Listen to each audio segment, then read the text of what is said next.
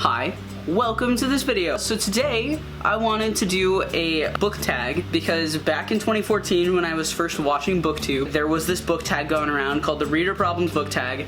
I'll link to the original video down below. But Ariel Bassett, who's one of my favorite booktubers, went and did this one recently, so I felt like maybe I should do it and join in the fun. So here we are doing the Reader Problems book tag number 1. You have 20,000 books on your TBR. How in the world do you decide what to read next? I'm very much of a mood reader. Like, I don't really pick up books unless I'm like in the mood for them. Like, I buy the books because of the hype, and then they sit on my shelf until I'm in the mood to read them. So I really don't have a system for this. I just kind of pick as I feel. Number 2, you're halfway through a book and you're just not loving it. Do you quit or are you committed? I'm one of those people who are very, like, if I start a book, I'm finishing it. If I buy a book, I'm finishing it. Like, that's what I do. So I'm a completionist in the book world, I suppose. The end of the year is coming. You're so close but so far away on your Goodreads reading challenge. Do you try to catch up, and how? Now, I tend to side with most readers trying to do this reading challenge. I'm one of those people who, like, if I have a goal, I'm gonna try to achieve it. I have this habit of selecting like 50 books per year or like 100 or whatever, and then hitting that in like October and then extending it and then not meeting the new goal that I set for myself. So don't extend. That's my lesson, is like I always fail it just because I try to extend it, because I'm like, oh, well, I smashed my goal already, so I might as well just keep going. If I'm not quite there yet, I tend to try to read shorter books or graphic novels or like whatever like short things that I can do. The covers of a series you love do not match. How do you cope? I have this problem. Okay, so it depends on how much I love the series. For example, my Percy Jackson series, like the first book in that series for me is different than all the rest of the covers. And I'm like, well, I don't know if I want to rebuy this yet because I don't know if I love it enough to spend money on it twice, you know? So sometimes I just deal with it. Sometimes it makes me want to just like get rid of it. The next one is, everyone and their mother loves a book that you really don't like. Who do you bond with over shared feelings? So the thing is, I don't have a whole lot of reader friends. Like, there's not a whole lot of people in my life who actually do read books, and usually they read books that are not the ones that I'm interested in, so I don't really have that. Number 6, you're reading a book and you're about to start crying in public. How do you deal? I don't really cry at books. I'm not gonna lie.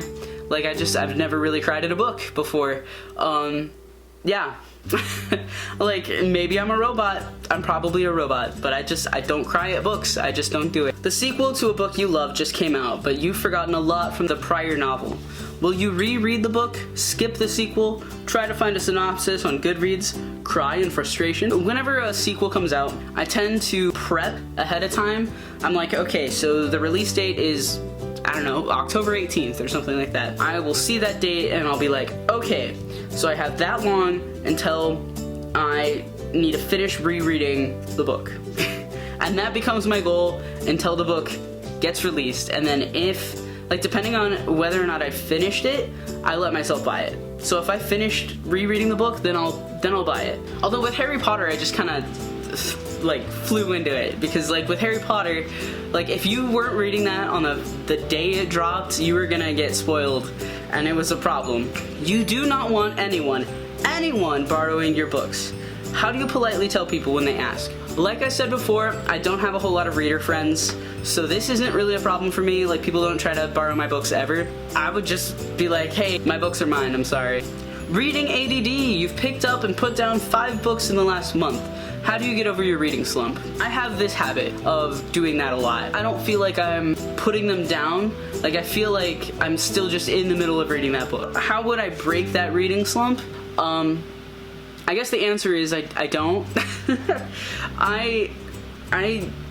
Whenever this happens, if I notice that it's happening, I tend to pick up like shorter books like graphic novels or like manga. I just kind of like let myself get in that mood of like, oh, I don't feel like reading for this month, so I'm just not gonna do it.